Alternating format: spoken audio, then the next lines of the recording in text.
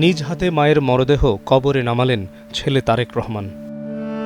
পৃথিবীর সমস্ত বিষাদ বুকে নিয়ে দিলেন মাটি। আজ থেকে ৪৫ বছর আগে বিএনপি প্রতিষ্ঠাতা জিয়াউর রহমানের যেখানে দাফন হয়েছিল স্বামীর পাশে, সেখানেই চিরনিদ্রায় শায়িত হলেন সাবেক প্রধানমন্ত্রী বেগম খালেদা জিয়া। এ সময় সেখানে ছিলেন তারেক রহমানের স্ত্রী জুবাইদা রহমান, মেয়ে জাইমা রহমান সহ পরিবারের সদস্যরা। ছিলেন দীর্ঘদিনের রাজনৈতিক সহযোদ্ধারাও।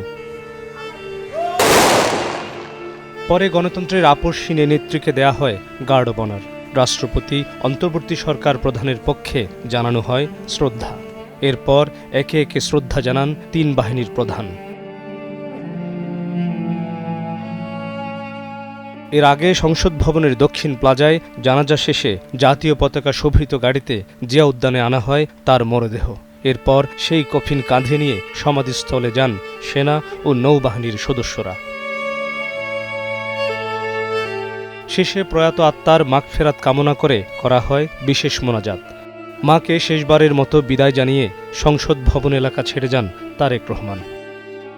রাজনীতিক ক্ষমতা দীর্ঘ সংগ্রামের পথ মাড়িয়ে অবশেষে ইতিহাসের পাতায় ফিরে গেলেন বেগম খালেদা জিয়া। প্রয়াত রাষ্ট্রপতি জিয়াউর রহমানের সমাধির পাশে চিরনিদ্রায় শায়িত হলেন তিনি। এর মধ্য দিয়ে আনুষ্ঠানিকভাবে শেষ হল বাংলাদেশের ইতিহাসের একটি গুরুত্বপূর্ণ অধ্যায়। Mohammad Hussain, star news, Dhaka.